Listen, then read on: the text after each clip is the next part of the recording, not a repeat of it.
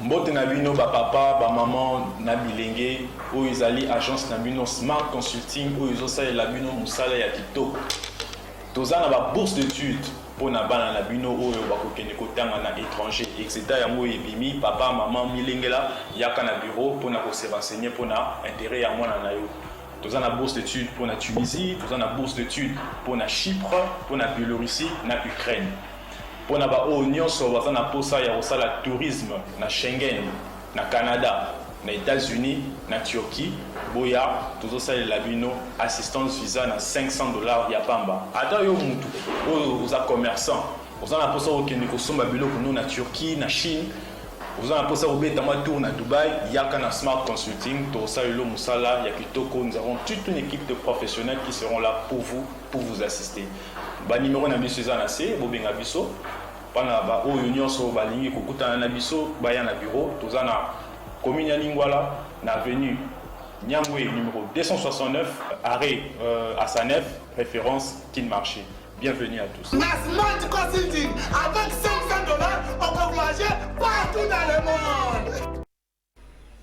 Merci lundi malamu na bino nyonso bozili bakwa kolanda plateau de vérité esika bozwa bi bozona Kinshasa bozona Aru bozona Rumangabu bozona Kamina bozana un peu partout. Merci na confiance boza ko sala biso plateau de vérité malé maison comme tasse de café na bino na tongo bokomela kayango lundi 14 décembre 2020 et tikali 16 jours pour être à Noésil comme na tango mutu nyonso esika zwami amekana no ko sala bilan ya année. Qu'est-ce qui a marché, qu'est-ce qui n'a pas marché. Merci na confiance vous avez la biso. Merci boza ebele mokonza moka Félix Antoine Tshisekedi Tshilombo akoza lelo liboso ya parlement réuni en congrès akosala discours na mboka ba benga discours à la nation ninya koloba to ba on kala mingité parce que tout à l'heure à 11h de mokonza mboka akomeka kolobela ba congolais à travers représentation na bango oto benga bongo parlement donc à travers ba ponami chef Kabila la ngambo na yazali déjà asana kolosi depuis kenda ki uto vendredi asana lukuna aloba il se réserve de tout commentaire dans l'actualité aux amis mboka na biso dans sa meeting na Joseph Kabila restait plus dans des salutations comme ça na ba ne wa kolosi que na mona bino kala na yota la bino ba traverser za ko sala ba mingi mikolo na mokolo ba bazalo ngona FCC bazo kata na ngambo union sacrée to comme na pe ko beta le son nango est-ce que partage ko za mokolo ngolo ko za pas cité mais sous FCC bandeko bele baza ko senga de part ya coordonnateur na équipe na mobimba c'est le bandeko na FCC et plutôt coordonnateur actuel de FCC na équipe na ba échoué et sengel na bango ko changer est-ce qu'il faut pas na FCC va pas souffle nouveau ba na bilonge to mona ka par exemple ba che o Jimmy Kitenge coordonnateur FCC Rosa Moloko mo malamu ba auto mesana ko mona wana il est temps la passation moko civilisée aussi na kati FCC soda moko seksenga moko la lobi soki na armée général soki na retraite bino na politique boko so retraite te banda te siko ke na retraite mais amboto kota na makambwana to mabongo mona mboka mboda Thomas Wazali agent et service national 5 communautés robetane le solo service national de combo da bonio. Bonjour ndeko trésor na sepeli mingi na ningo ya minga na plateau na yo. Lelo toza ko dénoncer biloko ya mabe nyonso ezolinga na kati ya service national. Ozali agent et service national depuis 23 ans. Depuis 23 ans, on a lancé de naissance avec des sénateurs Moulaïla, c'est ministre de l'agriculture, avec des caméras, ce sont de mes collègues. Alors, il y a dénoncé non, il y a un problème de dénonciation et à service national. Le service national est comme le rôle un patrimoine privé. Il y a un DRH, directeur, un Kakala, Gustave. Parce que chaque trimestre, il y a agent 45 ou 40. Il est en train de remplacer avec des katakatanga. Ndeko, je peux vous dire une chose, je suis au service national. Oui, mais il est en train de remplacer. Le service national a une carrière ya mine. Nakati ya teke fungurume. Lelo mutu azoke ngoteka matière na teke fungurume ezali mwana frère Patrice Dido. Mwana na libusu.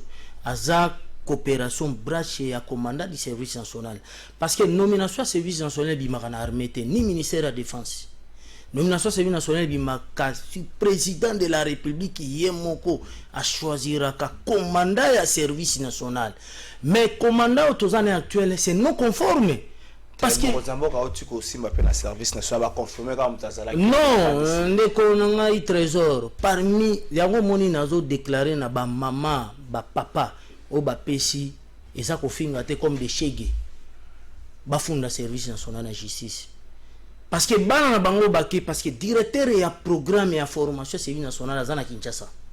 Mais comment au cours déployer une bataillon ou compagnie ya Kamina et à conformer Baktu ya Kanyamakasi? C'est parce que premier dossier c'est une nationale, c'est une production. Encadrement, deuxième c'est production. Mais bino bolongwe de milices nakati ya Kamina boye ba formé. Depuis tout ça qui milice va outi nakata katanga il a engagé 2100 agents. Ya kata katanga na kati ya Kanyamakasi ici. Ce que moni ba document nga j'ai déjà écrit à IGF à répondre nga. Na comme le président de la République. IGF y a un programme ya nani parce qu'il y a un dépassement de budget 25 milliards de francs congolais. Parce que Kitenge, ancien commandant service national il a des biens payant service national 12 ans. Azaki na 60%. Mais il malamoko ya komi na 129% plus qu'un parlement. Mais le lot ceux qui bato ba Hollande nga ba legali boso royal biseza ya kokufo ba André Kimbuta sombela biso pour na 16 000 francs. Qui qui na 13 millions de francs congolais. Mais oye 230 millions par mois. Mais ce qu'on a na bureau na royal, ancien royal, pas même bic, pas même fait un papier à 50 francs dans le bureau. Il y a un tout dénoncé. Il y a mis balais anini. À ça qu'on puisse gens avec des colonels, avec des majors au longo kenandako parce que des thèmes et ba breveté ba ben o ba ebi administration de ex-phase yebisanga avec nous les gens même nga moko na ke na banque non je suis bâtisseur de la nation parce que service national c'est un paramilitaire. Je suis pas militaire, c'est un parent pas tellement mais to fandi na kati ya logistique to yo komona une camion ya base logistique eko bimisa manduki plus de 1200 manduki galire na ba ka 47. Non.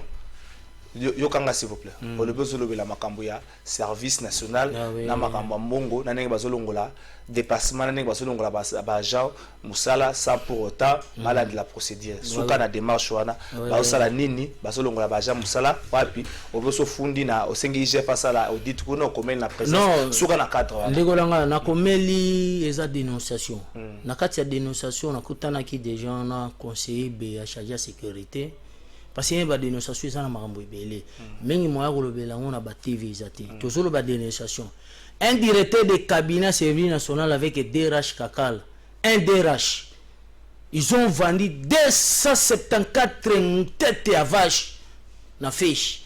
Mais ce qu'on dénonce un ingénieur comme des commandants, c'est pas comme des paramilitaires. Mais balongolé na musala. Ba pecho nyonso bazo avec les engagés locaux parce que service national a la kanaba mêlé rare nyonso. Ceux qui a commis place il faut engager comme les engagés locaux. Bana ya mboka. Il faut engager bango terme ba moniteur agricole parce que yé muto yebi saison ya mboka ana nenge service national il faut fonctionner. Soki sande ko soki sa. Mais on a senga la gouvernement na procureur général zwaki lettre nanga conseiller BA to sengi to samba na DRH directeur du cabinet à service national na numéro 1 à service national comme commandant parce que to sengi avec 3000 agents to samba publiquement comme dossier à caméra. Vous syndicat? Oui, je suis syndicat que coordonnateur à tous les bâtisseurs à la République et 7000 agents. Merci Ndeko Thomas Mboda na nengondi oleki na plateau na biso. Nous espérons que beaucoup soit lumière na démarche na service national pour service national et ça na motuya mingi toke na régie. Moi transition mora moké ya mboto ya invité na biso moko na lelo na ndé tokobeta masolo autour à thème oyo na présenter ki na bino toke na na régie.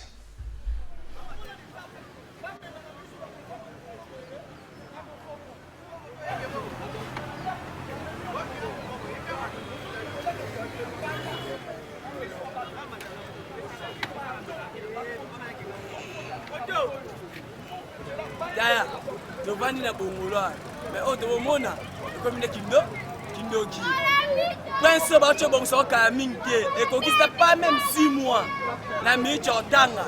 Minute au tanga. Tant de commis. Tant de commis. Bon, tu es sur le pour ça, par volontaire, bon, c'est bleu, bon, l'état, bon, comme le charge. Yo mono kutu no kutu, o kokate. O bengi sinanga na bona ngoya, ta degré. Yo mono ngondeni. Sika ba ko sa bongsa ba. Ba za championnat, to mi 4e na monde. To mi pays mo le plus sale du monde de to aboy. Tant kiele, bo biki ba poko one ya kiate. So za kawa, to ngato coupe lo ba nzinzi. Dans la degré. Principe na, pense que na sam rosa. Pense bongolo. Pense université, pense rosa. Si ma yo sanga ata tout ye moka akole kana nzela o na ba moto le ka wana 4 pina ko le ka na soni ye moka bo atoya.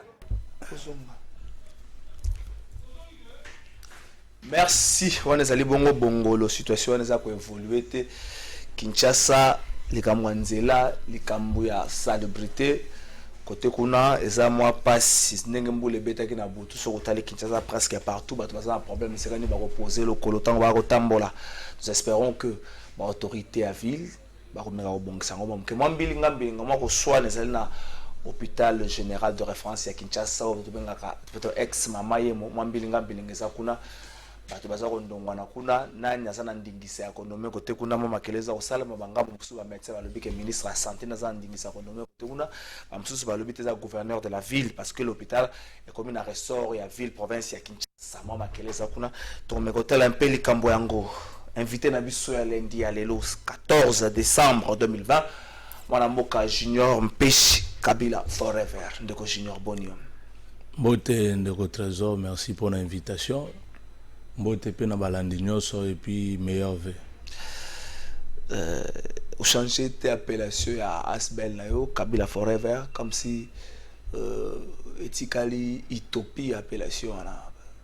Oh, na changer pour na pesa en combone. Yo changer le beta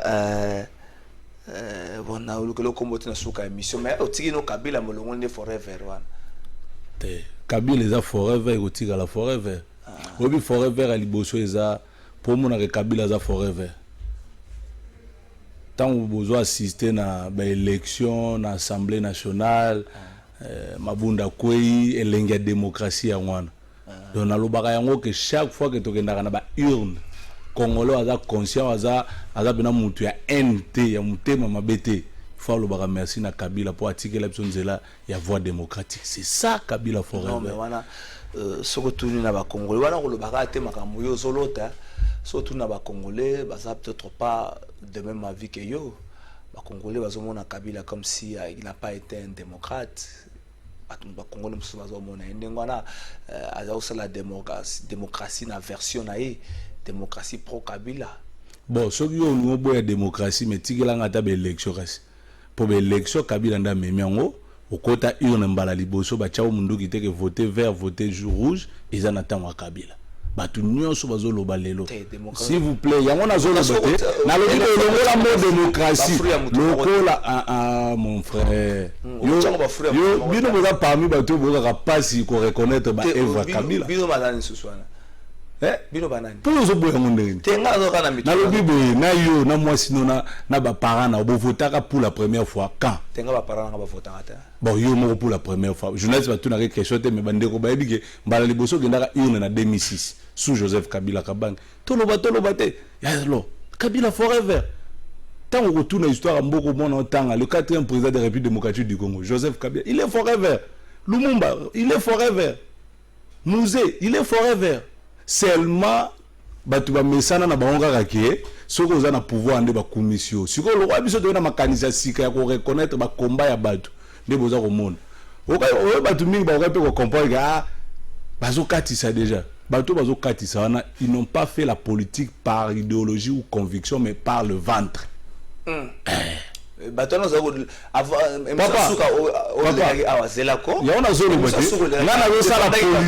ngana zo sala politique ya libumuté ngana sali politique ya idéal moko boyeke lobby Congo ko retenir que ceux qui le Congo za na élan o eza lelo na élan démocratique c'est Joseph Kabila Kabila. Mais c'est là voilà c'est la même batu va comprendre que Kabila n'a pas eu le temps ya ko intérioriser na mitu ya bato, intérioriser na mitu ya bato idéologie na ye. Pour ça là que ata na bokonzi te bato bazalanda plus idéologie na ye. Si faut noter, Jean-Pierre Bemba fait 10 ans en prison, mais le MLC est resté MLC. C'est vrai, il y a eu quelques départs, mais Kabila a kutu na prison, Kabila a libanda, mais 2 ans après départ dans le pouvoir, pas traversé. Tout ce qu'il a, avec toute la composante, la force na ye, la structure c'est vide.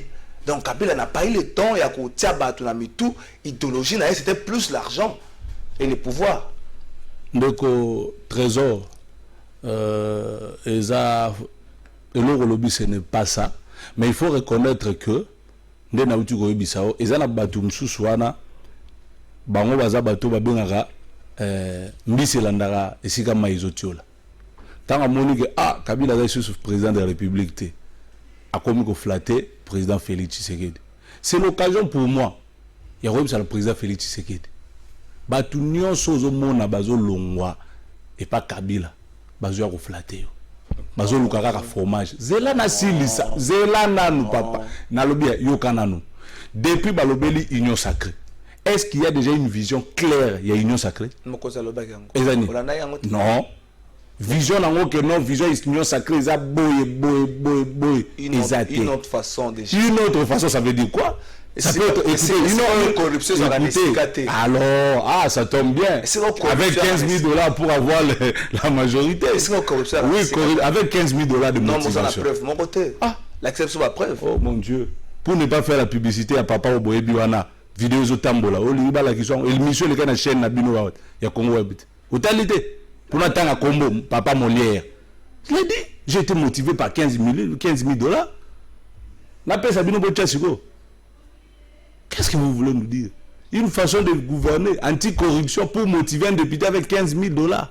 Betasko 281 députés, 15 000 $, ça te fait combien? Des millions. Enseignants au foot à maté. Des millions. Médecins au foot à maté. Et on a dit ça, ok, bazo landa pour un fromage. Parce que vision, vision, on peut adhérer à une vision. Mais tant que nous avons que non, Munga pour la Moussala, Papa Molière, député national, il a dit ça dans l'émission de Peter Tian. Motivation à 15 000 $. Dans le billet, quand c'était, il y a un compte de député Moussous. Sauf qu'il y a 15 000, il y a des députés qui sont ancien journaliste. Oh, laisse tomber. C'est là vous dire qu'aujourd'hui, le peuple congolais va comprendre. Les députés fabriqués, les députés nommés, la majorité artificielle, tout le monde la majorité artificielle, la majorité corrompue. Non, mais on va bon côté. Tout ça reçoit l'émission. Et c'est là où tu as le bail là. Nous peut-être la majorité n'a pas qui identifié na makani. Na lobi tika na nasi sa logique nanga. Ceux qui s'assemblent se ressemblent. Ba français ba lobi. Ceux qui ont naïbi kozara Moïse boza député nommé. Na yesu ko corrompre. Encore grave que ozo corrompre un député nommé pour appartenir à la famille politique now. C'est grave. Ozo payer 15 000, 10 000, 7 000 un député nommé. C'est-à-dire naza Moïbi mendege trésor andimi asangana nangai. Si ça suite à logique qui s'assemble, se ressemble. Les députés qui ont été nommés, non élus, vous les appelez vers vous. Cela veut dire quoi? Donc là Moïbi, to sangani nao, yosko saint, vous cohabiter dans la Moïbi. Peuple souvent vous comprendre. À comprendre. Mais les députés vont balayer nommés. Si vous sangani na bango batu ya soit disant ba saint, ba sali ce formule dans les communes. Voilà, il y a un autre sarabino bâti qui a ça peuple. S'il vous plaît, je vais tout simplement. Je vais dire seulement à les jeunes. Hein? Quand c'était les choses, parce que Zoba peut avoir Mukolo. Oui, nous avons 10 ans Zoba, mais comment peut kokoti? Ce roi a beau dire qu'il y a Pemba Maïl. Zoba kolaka. Je demande à les jeunes, tout ça la politique, elle est boumouté. Ils ont honoré Batouté. Batum Sousso Benga on a plateau na yo. Maloba loba na 2015. makambo aloba na 2018 pour le président Félix Tshisekedi otuni awa il y aura stratégie banango la politique est dynamique. C'est une façon de détruire même morale ya bateau. Faut pas tout ça la politique. La politique est dynamique. Écoute-moi, nazo baboy, ngai junior page nazo senga na ba jeune. Au monde ngane na sala Kabila forever. Ndeko trésor, je vous dis.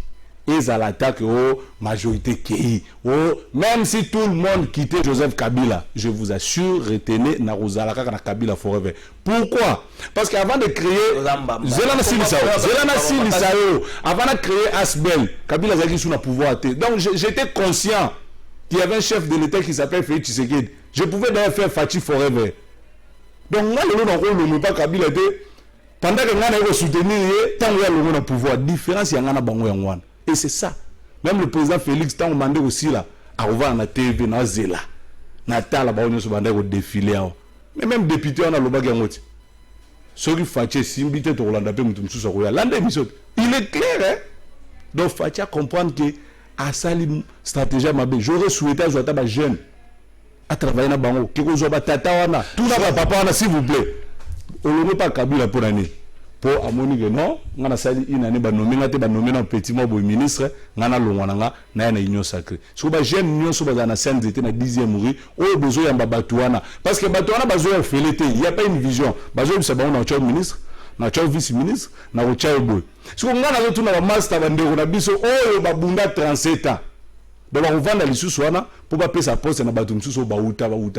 Voilà pourquoi je dis il faut constance et langage na yo nazo mono ndozo ngo komisa bande ko na biso ya ba combattant ba koma ko ina bato bazo ba koma ko ina te baza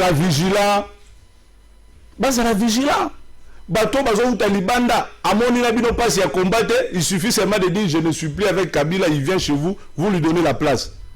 Ah papa nous trouvons la bitakura ni député mais zela nano papa ondo bango kutu bazwaka kombo Kabila tongo midi pourquoi Kabila kutu déjà mboka bato saka kombo ana te ngana ke robanga ni bitakura ana député bon na fingi il n'a pas un député lui-même n'est pas député mais tala bazo peut se valeur na kati ya union sacrée pendant qu'il y a de nos jeunes frères au bazaki na front bazo militer et ils sont là est-ce que bloko wana bato wana nde ya on a zo biso union sacrée wana. On peut sa confiance dans l'union sacrée. Mon frère, il n'y a rien de sacré là-bas. Ah, sacré, mot sacré, il n'y a rien de sacré là-bas. Déjà le fait, il y a beaucoup de non pour Batoubaya, ils ont 15 000. Alors, c'est que pour chercher maintenant à basculer, il y a un bureau définitif, le peuple congolais, il y a 50 000 et 10 000. Donc, bon, on a biso et qui est dans ma bourre. Donc, pas si y a peuple et 5 députés pour motivation des joueurs à 15 000 $. Ba député au votaki bazozo 15 000 pour y achara la signature betasco machine mon frère wanande le peuple d'abord yo la fila nzela wana s'il vous plaît est-ce nzela na pour bon essayer ngata 1 million mais tala ba député 281 beta machine mbongo ba bimisi e ko bongo sa nzela ki tshasa yango na senginzambe merci ndenge Joseph ndenge opposition zela ndenge opposition ya kala ou ba betera biso tolo le progrès social le peuple d'abord bazu pouvoir maintenant le peuple va découvrir entre Kabila na bato wana bakosa no soi-disant tolingi peuple na naza mutema mabe vous allez découvrir au Koloba Boza n'est pas si comme na opposition na naza na opposition ah mais puis na Kabila bozo banga ni kota na naza na opposition bon kasa na opposition te oh est-ce que nous sommes en opposition. Ah, besoin de terre. Mais ah, bah, député, la majorité, ils ont changé. Nous avons la majorité. Ils restent à niveau Assemblée nationale. Nous avons. Ce qui s'est passé avec Janine. Ah,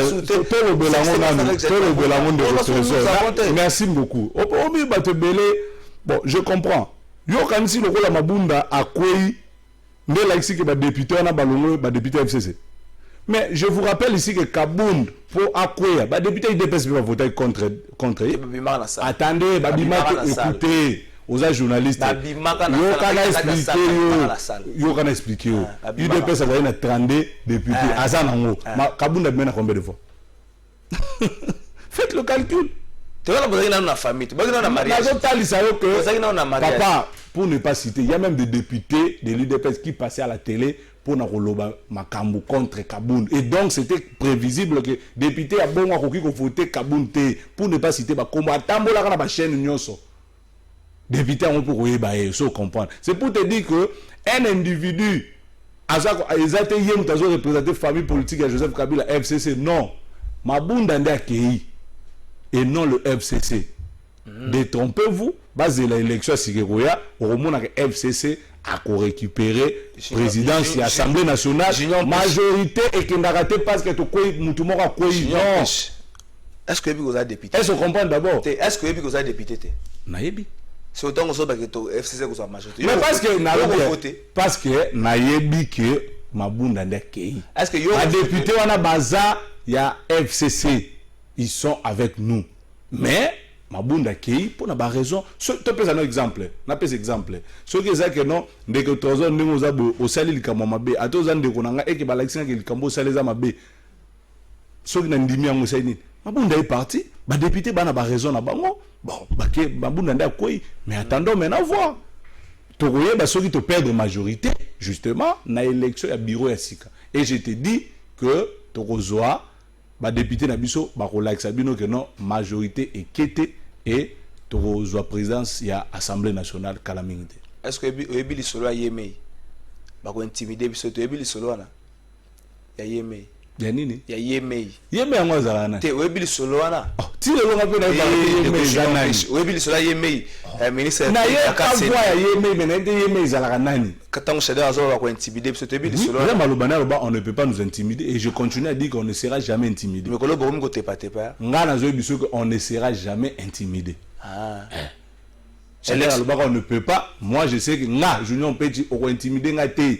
Bato ba moni que soki nazo bandela. Borolanda gâteau, borolanda pouvoir, maizo chola. Ngai na rolanda maizo chola te mais nga na rotika la constant. Moi na nga na robetela eke na Congo, président Liboso Saïs alternance pacifique comme Joseph Kabila, yenda mlakisanga bulletin. J'ai voté pour la première fois en 2011, c'est Joseph Kabila. Ma papa n'a pas voté en 2006.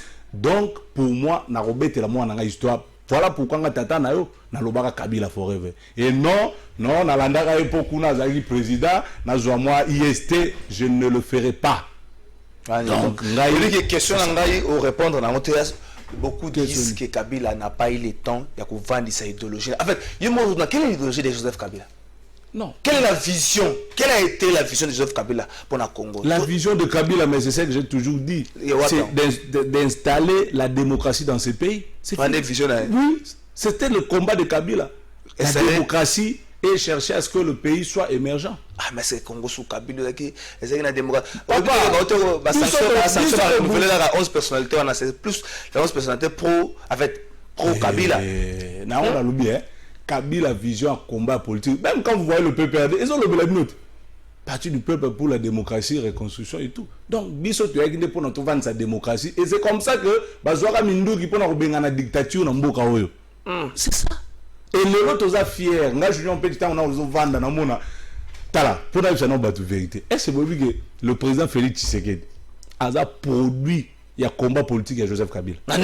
OK. Or, c'est-à-dire le président Félix Aza, président Oyo, a bimi na voie démocratique. Et le combat de Kabila, c'était la démocratie dans ce pays. Le fait que Mobutu a joué le pouvoir dans l'élection, nous a continué l'élection. Mais Fachi, Kabila n'a pas continué l'élection. À côté de l'élection, a eu continué l'élection à partir de 2006. Mais Fachi a Mouto a continué. Pam peuple a voix le président de la République s'appelle Félix Antoine Tshisekedi Tshilombo. Et donc c'est la plus grande réussite, il y a combat à Kabila. Et à Souki Wanate, na Yonangai, Tovana na TV, alternance des Salima, Bayambani. C'est depuis toujours indépendance, moment historique après indépendance, c'est l'alternance pacifique. Donc il faut pas comprendre que Fachi Lelo a vendu parce que Kabila a fait un travail et il est aujourd'hui là par la voie démocratique et nous devons tous soutenir cet homme-là, ou à Salé Bissonzela. Quand je faisais Kabila Forever, tous avez la majorité. Je l'ai fait le 30 janvier 2019, donc 6 jours après passation à pouvoir. Je n'ai pas été la majorité. C'est pour dire aux gens que il faut retenir quelque chose et je vais défendre ça. Je sais que Kabila n'est plus président, mais je reste kabiliste par idéologie. Contrairement à Bato Belawa, lobi Fayulu aura pouvoir même bilongi ba wa betele maboko batiki su Fachi et nazo bisa batu Fachi pe Fachi aza yumate aza vrai kino aza yanki ayebi ke bozo landa e pour aza président. Je demande au président Félix en tout cas car nde bazui ba 15 000 na bango wana ba voter bosila na kaka. Est-ce que comme ça c'est s'il te plaît c'est une façon voilà non okimanga c'est une façon de discipliner l'homme congolais. Hein bah si penaka ko signer bo silisi bo surtout kana union sacrée aux autres elelunga papa mo bo ba bimisi elinga ba massa na ba jeune msiso IDPS kitoko siko ba tata no motala ah nazo FCC to ba dit monsieur partez ozonga bo partez. C'est ça la meilleure façon de éduquer politiciens congolais. C'est très grave. J'ai vu des gens qui étaient avec Fayulu ici hier. En tout cas, il faut féliciter Martin Fayulu. Calme-toi. C'est là. Non, calme-toi. Non, c'est calme. Il faut féliciter Fayulu. On l'a insulté ici, on a critiqué. L'homme est resté constant. Bato to la route ba mi beta la tole ko baza bata ba mbongo tout ça. Ba landi sur suka mbongo. Au moins pour ça, Fayulu c'est un homme politique. Est-ce que Kabila sous son règne il a 15 bonnes personnes autour de lui? Alela kazana 15 bonnes personnes. Alela kana peut pas proposer ba alela. Non non kolela c'était. Ya on a déjà lobaka. Ndeko junior comme ça. Kabila alela mbala mi ba. Aloba. C'est là. C'est là. Kolela ma misuti. Lani. Tant que les azo regretter c'est là Kabila le limba liboso bezana 15 c'est là pour les junior c'est là noko loba Kabila leli alobi asana 15 bonnes personnes te Kabila limba la ba alobi je pas arriver à changer l'homme congolais na ndenga banda okasa ko le Kabila yangwana mba so mobutu akana comprendre mon emotion ko le Kabila yangwana mba so ko gymnastique zo sala zane parce que déjà Kabila yemo yeba kasana batu malamu te ozonyo kwa manini lelo Kabila yeba kasana na batu malamu te. Obi que ça passe, tu vas comprendre lelo, mais avec le temps, tu vas comprendre. J'ai toujours dit, le combat politique de Joseph Kabila est boti alternance pacifique. Et boti que le président Félix Tshisekedi a Simbi Mundu qui n'a vu n'a été comme président. Mais demain, ça peut être Junior Petit, président Yamboka Oyo, député Yamboka Oyo. Pas par nomination, pas par la volonté d'un individu, mais par la voie démocratique. Le peuple souverain va s'exprimer dans l'urne, comme appel député, comme appel président de la République. C'est-à-dire, nous soutenir Kabila parce qu'il y a Moutou, nous soutenir d'abord vision combat.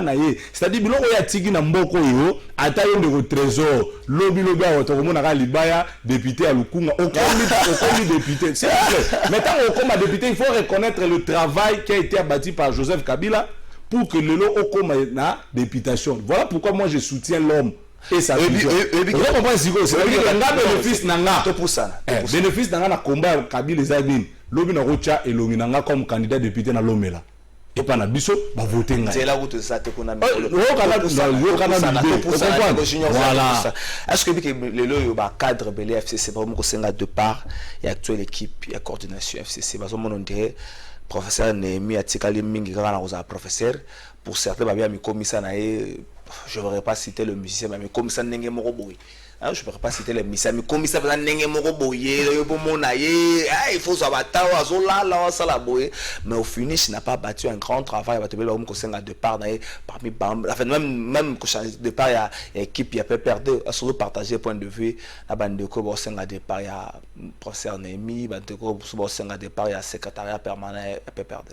Bon, na lobela côté coordination, mais je crois que na ko préféré na ko senga na bande ko na nyonso na moni ba tweet na ba mususu. S'il faut réparer ou arranger les choses, tous les canaux na ba réseaux sociaux té na ba médias nazo kende ka même voir biso to ko yande ko beta ba arme na biso mais to ki ko ya awate poto mi beta ba arme. S'il faut refaire, s'il faut modifier, s'il faut arranger, je demande à tous les camarades, Batunion sur FCC, soit PPRD, ceux qui m'ont zali à solo là, to bongisango à l'interne. Dans le moment où tu zali, et un moment tu zonga, total et si tu mona et simba guité pour te frapper. Le FCC pour frapper. Le FCC a perdu une bataille et non la guerre. Bataille wana to perdre mabunda kei siko guerre ezali pour nous récupérer bureau ya Assemblée nationale. Et donc je pense qu'il faut to zonga to vanda to solo la mais na ba médiaté na ba réseaux sociaux té. Alors pour na neti ko épingler le moko. Oyebi que défaite ezala toujours orphelin. n'est-ce pas? De fait, ils allaient toujours orphelins, les lots, et là, tu cordon ennemi parce que, ah, bon, ceci.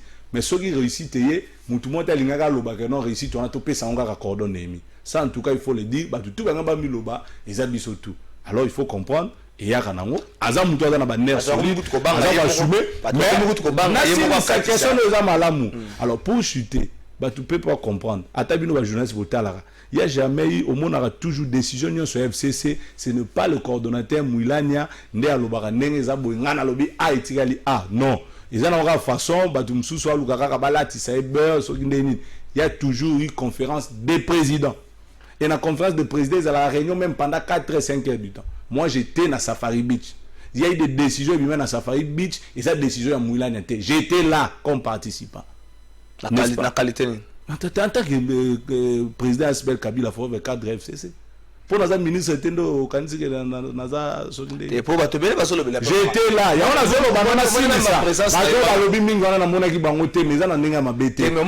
en train de donner l'information pour dire que décision est nini. Tobandi jour à Liboso, jour à Mibale, jour à Souka, Moussale, Sili, Bino tout ça là, oui. D'ailleurs, tu dis que on va proposer, il faut se mettre d'accord dans le point nyos. Donc, faut pas relater ça au coordonnateur ennemi, mais je dis que s'il y a des choses, et c'est tout solo là, en famille et non dans le média. Tout c'est là, tout c'est là, dans FCC, on va répondre dans 2 minutes. Au moins, même présence dans la Safari. Et là, parmi les mots, on va revoir. Dans le poids politique, nous avons la présence sur la conférence des présidents, où ils ont dérangé à Batou. Batou, par exemple, Talib, ils ont mis le soleil, ils ont mis quel député. Batou, ils ont la conférence des présidents. Bon, on va une conférence des présidents. À la président plateforme, et Banité. À la combien de députés, on a eu mon temps sur député, mon cousin. Donc, on va reprocher au coordinateur ennemi. On a vu que net peut présidence n'a rien dérangé Batou.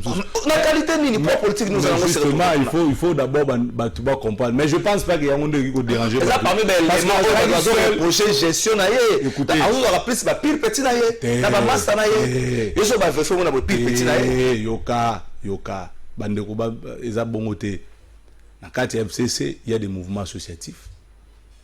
OK, parce que c'est dans la conférence de président. Non, il y a on azolo na kati ya Safari Beach. Non, FCC ça va na conférence de président. Retraite salangé ligne. Na retraite zalaki kaka ba présidenté. Ngana ko ta réunion conférence de présidenté. On est dans makambo politique conférence de président na ko ta raté. Mais na kati ya réunion bazwaki mo ba couche nyonso. OK. La conférence de président bazalaki, n'est-ce pas? Bazupé quelques ligues de jeunes, bazalaki, na côté P, ligue de femmes, côté quelques communicateurs d'abord, bazalaki, et puis batupé association quelques bazu net tous zalaki wan. Il y a eu des communicateurs, ma camarade n'a pas pour longtemps à comboter. Alors, si vous avez c'est pas que vous avez communicateur, non, il y a eu côté jeunesse. Il y a eu le camarade Serge Kadima, il a peu perdu. Il était là. Donc ça ne veut pas dire que la présence n'a pas gêné. Et aujourd'hui, parce que vraiment, ça nous sur le plan côté de l'association, tout ça là, tout ça quand même moindre. Tout ce qui est côté de l'association, vraiment que non, le lot, la basse belle, la Kabila Forever. Je ne pense pas sans que c'est vanté. C'est quand même connu. On fait quand même un bon travail. Ils apprécient pas. Et pas na sens wana nde tozalaki wana et balingaki ba couche nyonso za justement pour ne pas laisser seulement la place dans la conférence des présidents et l'obama biso pe ba jeune tozali na mo ba idée to pesa ki pe voilà makambo salemi ya on a zo ba décision za la coordonnateur nemi té ezalaki décision net nga na participer na safari décision za la ki ya ba tout. Vous êtes d'accord? Oui, biso nyonso to ndimi pour ne communiquer on salema. Et bien que Joseph Kabila za na collision et bien moi. Oh, bon, on a eu une information. Oui, bien que coordonnateur a tiré dans Kinshasa, la plupart des cadres ont tiré dans Kinshasa. Les gens remarquent comme si Joseph Kabila s'est lassé un peu. Alors, c'est lassé un peu dans la présence de Batobele, Bela, Bossara, Makele, son nom. Même Nengo Yoa, Atam, aussi nous avons Val, Taïa, mon côté dans Bozo. Yemei. Mais là, pour ça, la semaine, n'a joué Val, n'a été sur le pour na sala sbel et c'est-à-dire palou pour ça la palou parti Lumumba il fallait Lumumba c'est quoi pour pas autorisation là ngani na za boy na sala ba la guitare yazo c'est la scène bien mais ngana sala loko na yoka s'il vous plaît na sali Kabila faut vetir wa Kabila papa ya Laurent na Sifa Teto mobile ya maman Olive Lembe non na sala ngolo wa Kabila patrimoine national o ya bundi pour na Congo et puis ngana utiliser ngo na sala la vision na wapi problème est-ce na zo suko tout na non d'un coup dans la sengofo so ko tala biso boana sengo vrai ndé yeyo parmi ba vrai pourquoi à mon angate alianangate n'est-ce pas et l'autre côté aye abandi kolobe pour nazo bisa yo président Félix tanga olongo na pouvoir kanga makamna bisa na 2020 au monde ba association de kufa ba kokatisa mais Joseph Kabila a une chance na vie ya kozala na junior petit oyo aboti Asbel Kabila forever tant ya longo pouvoir ce n'est pas donné à tout le monde où sont les mobutistes aujourd'hui na sepelika po na sepelika amona veka sa kwa kenda oka balobela kai na sepelika po amona yete motele ka ozaka même na ba kaki ba chemise à kaki heureusement malheureusement ou heureusement oyo ba komijika kate na mupanzi mais faut bakisande libende so chebo faut bakisali bende donc ozwa ali pour la biso ake kolwezi na makambo politique de po boli ko kota nyonso so ko mais elo na so ba ngwana po siko na lobi mutu ake makambo na privé ake ko pema aza na famille kuna bandeko ne kuna ake na ko pema donc so le Joseph Kabila ngaki de Dubai il faut so biso nyonso pour yake non ba politicien batikali awati kordo atikali batu nyonso batikali yake ko pema et bon tant kordo bimaka so ake il faut ba bon ndenge kordo ndimi na kena nu kivoa femme mangai il n'est pas parti faire la politique là-bas, Joseph Kabila. À quel copéma. Vous comprenez? Donc il faut qu'il y ait un c'est tout à fait normal. Tout ça, à la fin de l'année, avec le Tala Bandegona, il y a des gens qui sont bons, il y a des gens qui il n'y a pas de Tala. Et là, un problème, il y a des gens qui ont paiement, il y a des gens qui calme. Junior Péchi, toujours pour ça. Oui, que plutôt règne à Kabila sous Kanango Yango. David ou à quoi ici Goliath Kabila comme on a Félix Tshisekedi stratégie dans le calme dans la diplomatie pour sauter malembe et considérer une situation comme l'autre identification de nouvelle majorité à niveau national on sera obligé de conjuguer Kabila au passé donc trésor au monde na to supposé à Kabila a peur de majorité vos unions eza aussi la Kabila te elo ni so kotika yo kana kende nawo atika na bandako yo kana kende yo kangai bato bazotala bakangelo na zo sabu ata omoni majorité ke ata omoni makambo wana to supposer que ke soki na no silisi ko kati se balete kolobaka jamais mabe ya ngando zoka nani akoka kondima ke Etienne Tshisekedi akufi et puis de pèse du pouvoir peuple azolanda comprendre bocha jamais na mtu na mnoke Kabila osila akosila mukolo nzamba ebike bon vi na esila mais ezala ndenge no bozo calculer wana te na ba majorité wana te les gars ba juger les qui na zo biso ata besoin so na peso exemple na peso exemple na zo bandela suko pesa o isusu lisese IDPS na opposition c'est ni azo a na ba institution tende bolo baba juge wana te makamno wana te azu pouvoir ndeni mais bino quand même bilan na bino bando belela passer na bino passer bilan wana bezo belela bilan na bolo bezo belela bando mono mo Kabila za curiosity abeta kisangani abanda kokende yo ozala témoin ya bilili ozala ka témoin si le peuple a pris des pouvoirs, il faut que les gens comprennent. Ce n'est pas parce qu'on nomme juge, cour constitutionnel, des pays à pouvoir. Non, détrompez-vous. Le pouvoir, c'est le peuple qui donne. Donc, on a dit que non, détrompez-vous. Attends, on peut si vous avez tout Kabila à bonté. Pour la bateau, zéla, peut-être sur tout le monde ah, pour moi, peut-être que non, règne à Kabila, qui est peut-être na souka, il faut zéla en 2056. Il faut zéla en 2056. Pour ça. Oh. Yo pe mona obosa na Kabila na betaka awa à partir de 2056 nous ko espérer parce que Kabila ozadi na 84 ans là c'est normal nzambe age lembi a ko mana atiki biso to continuer ce qu'on nzela lisusu FCC olobelika ka awa que le président Félix Tshisekedi a nommé plus ba jeune na kati ya gouvernement sikana union sakata plus confiance mais comment on peut reprocher on FCC même totali sur totali conférence de président na jeune na komone ko za constant mutamba les restes wana sur ba sur babanda batona babanda ko sala tant que indépendance tchache bimi mukete bango bandi musati lelo ba sala kaka donc même ngo sa makele bino ba jeune place na bino za FCC même le ça makelele nous bazo utiliser bino ka boyo loba boyo lobi so il partage bango bazui merci oui eza question mais na lobi te que président Félix a nommé nabi ça les appel wana ko sengande ba discipliner l'homme congolais te obi ça appel wana en fait ba comme sango eloko moko te normal lobo legi na TV au fingi muto lobi ka eza mabe du coup pour monika ba billet vert au changer tout est bana bien te vous comprenez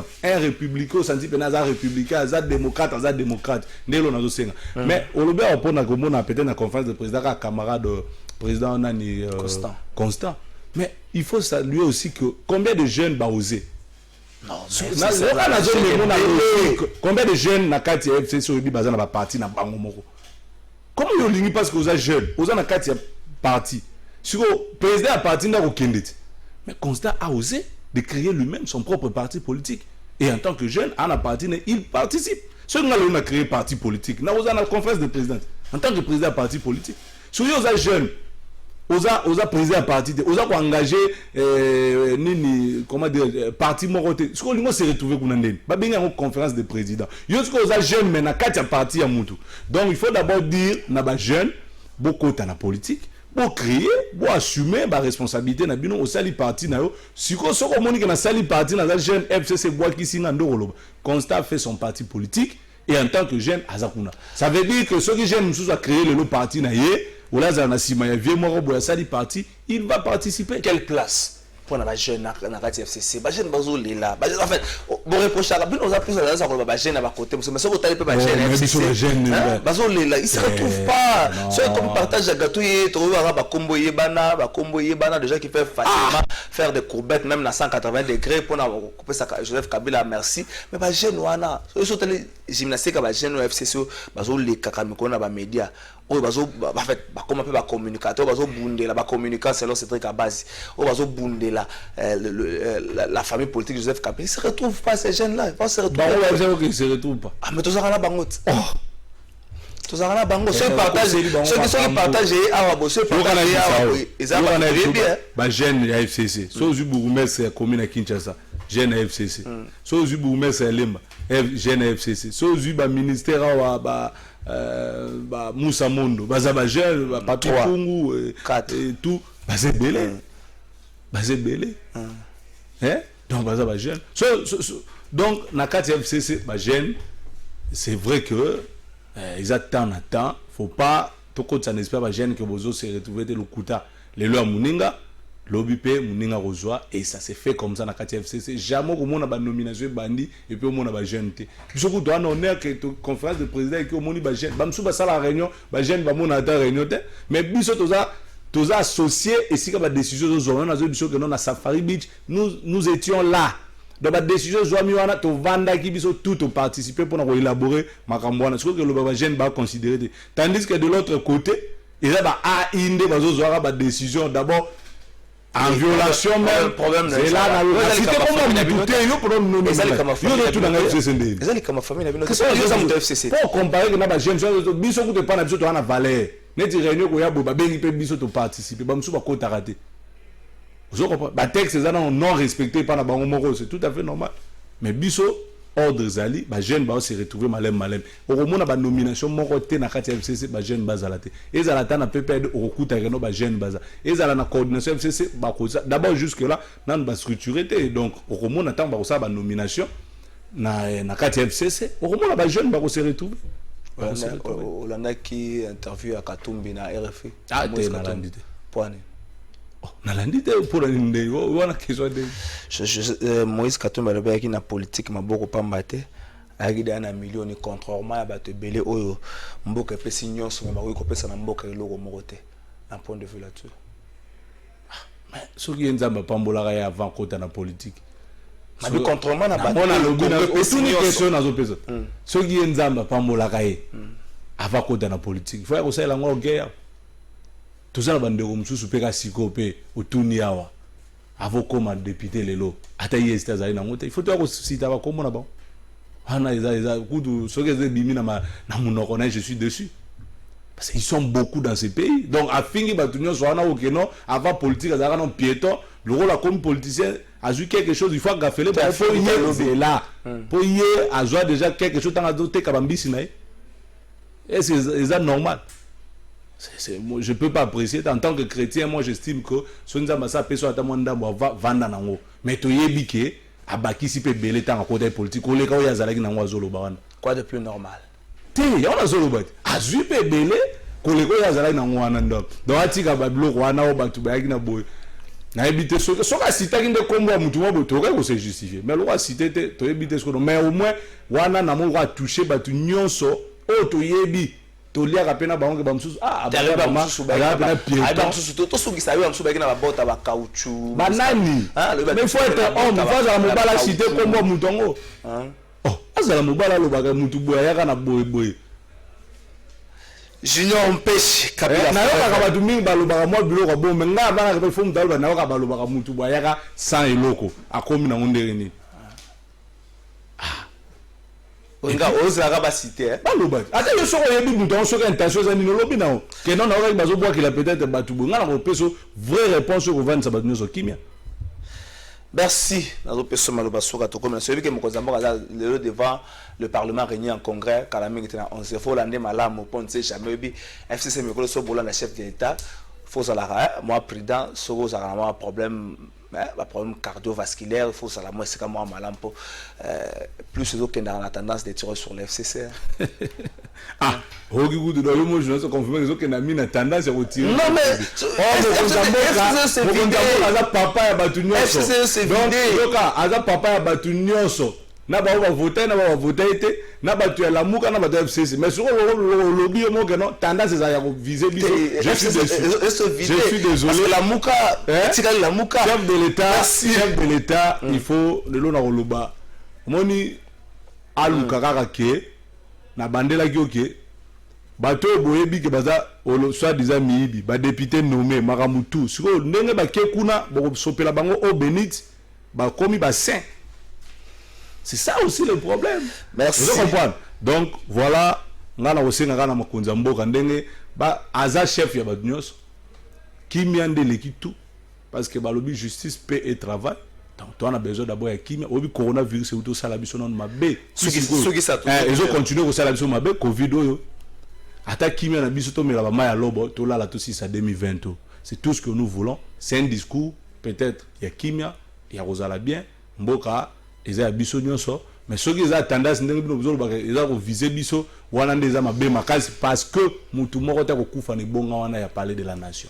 Merci Junior Mpeshe Kabila Forever mokozamba solo bakala mingi je crois que ça en direct aussi na Congo Web to komi na suka to pesa bino élément moko na régie juste pour quelques minutes avant que timing na biso ekoka bon anniversaire na grâce de Kaki de Kaniki.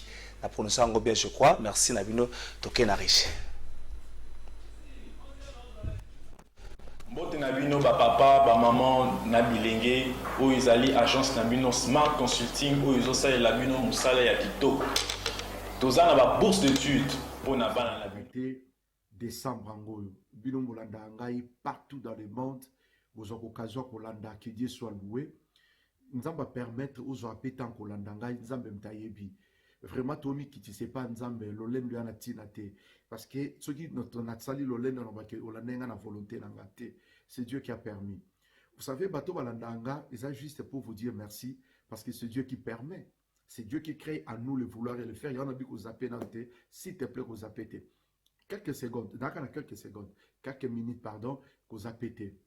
Au moment où landa un prophète sikoyobo ezaka nzambe mta permetaka akoko permettre na minute muke mais aux UP message nzambe message bakokende kotanga na étranger etc yango ebimi papa maman milengela yaka na bureau pour na ko se renseigner pour na intérêt ya mwana na yo toza na bourse d'études pour na Tunisie toza na bourse d'études pour na Chypre pour na Biélorussie na Ukraine pour na ba nyonso baza na posa ya kosala tourisme na Schengen na Canada na États-Unis, na Turquie, boya, tout ça la bino assistance visa na $500 ya pamba. Ata yo mutu, vous êtes commerçant, vous en avez posé au Kenya kosomba bilo kuno na Turquie, na Chine, vous en avez posé au Betama tour na Dubaï, yaka na Smart Consulting, tout ça le musala, ya kitoko, nous avons toute une équipe de professionnels qui seront là pour vous assister. Ba numéro na biso za na C, bobenga biso bana ba oyo nyonso balingi kokutana na biso baya na bureau toza na commune ya Lingwala na avenue